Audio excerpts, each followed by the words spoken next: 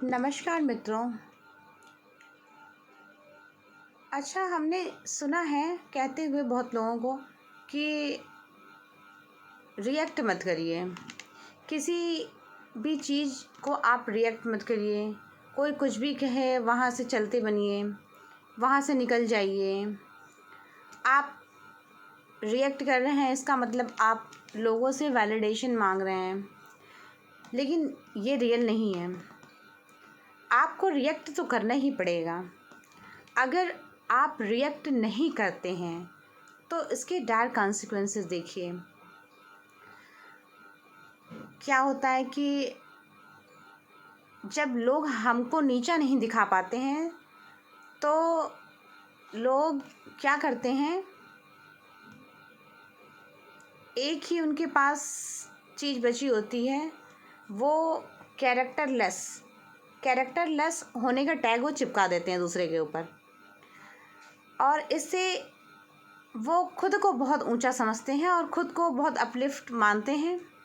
और यहाँ पर हमारा रिएक्ट ना करना हमारे पतन का कारण बन जाता है, क्योंकि जब हम देख रहे हैं कि हम गलत नहीं हैं और एक झूठा टैग हमारे ऊपर चिपका दिया जा रहा है कि फला व्यक्ति, अमुक व्यक्ति ये तो कैरेक्टरलेस होगा, तो ये जो टैग दिया जा रहा है और उसके बाद आप सोच रहे हैं कि यार मैं तो हूँ ऐसा नहीं, समाज तो मुझे जानता ही है, उनको बोलने दो, क्या फ़र्क पड़ता है, चुपचाप अपना काम करो।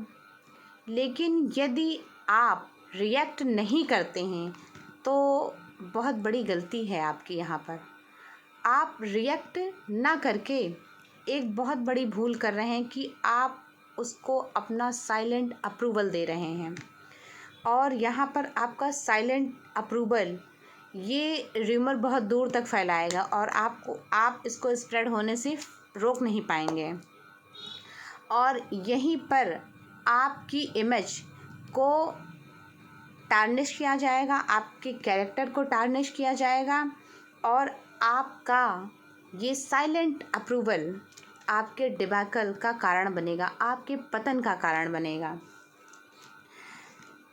यदि अमुक व्यक्ति, कोई भी व्यक्ति जो आपसे जलता है, आपसे ईर्ष्या भाव रखता है, आपसे देश की भावना रखता है, और यदि आप उस कैटेगरी के व्यक्ति नहीं हैं तो निस्संदेह निसंकोच आपको उस व्यक्ति को बिफिटिंग रिप्लाई देना ही पड़ेगा, देना ही चाहिए, क्योंकि आपका साइलेंट अप्रूवल आपके लिए भविष्य में घातक हो सकता है, जिसे आप समझ नहीं रहे हैं।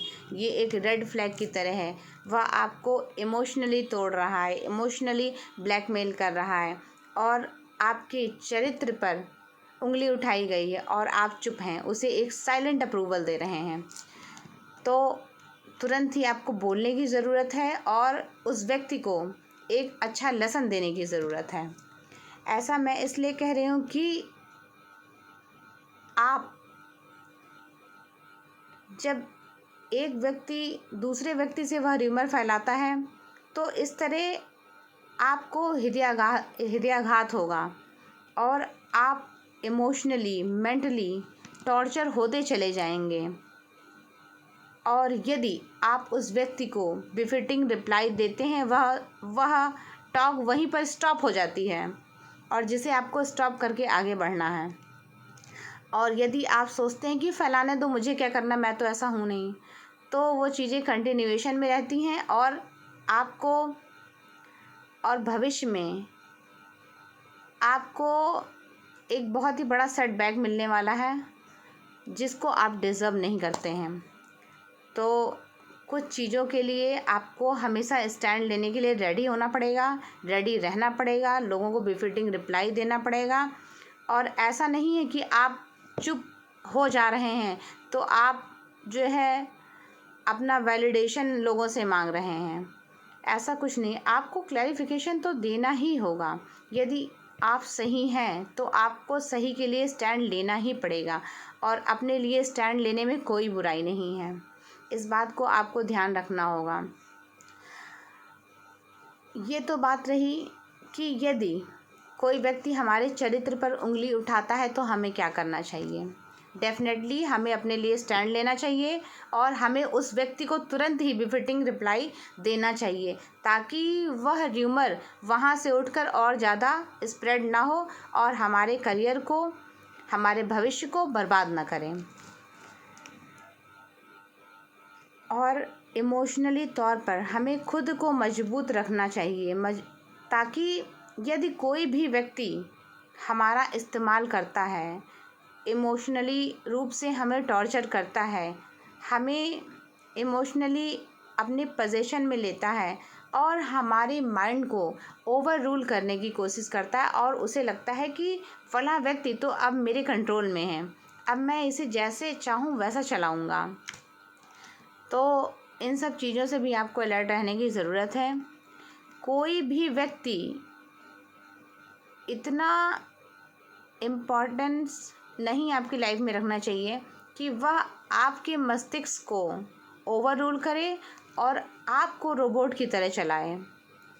आप एक स्वच्छंद प्राणी हैं, स्वच्छंद व्यक्ति हैं, इंडिपेंडेंट व्यक्ति हैं और आपकी अपनी कुछ प्राथमिकताएं होनी चाहिए। आपकी अपनी आज़ादी, जिसको आपको बहुत अधिक महत्ता देनी है, उस आज़ादी, उस प्राइवेट डोमेन में कोई भी तीसरा व्यक्ति या दूसरा व्यक्ति एंटर नहीं करना चाहिए कि आपके ब्रेन को वो ओवर पार करके आपको चलाए।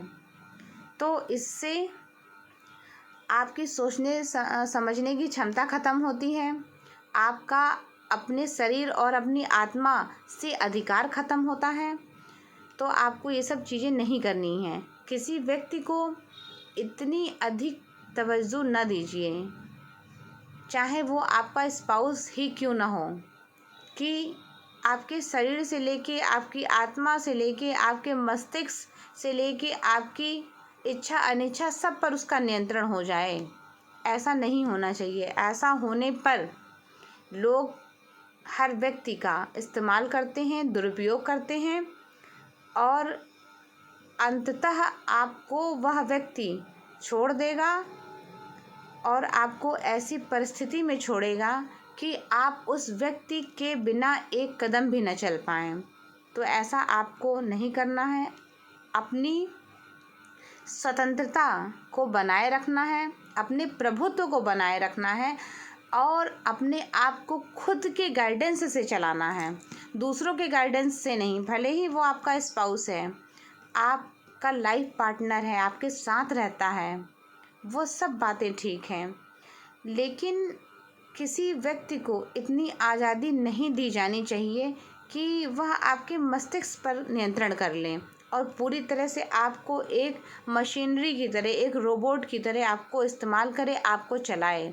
ऐसा नहीं होना चाहिए। यह न केवल आपकी शारीरिक स्वच्छंदता का हनन है, अपितु यह आपकी आत्मा के ऊपर आपका जो आधिपत्य है, आपका जो एक्सेप्टेंस है, उसको भी रिमूव कर रहा है। इसको आपको समझने की ज़रूरत है।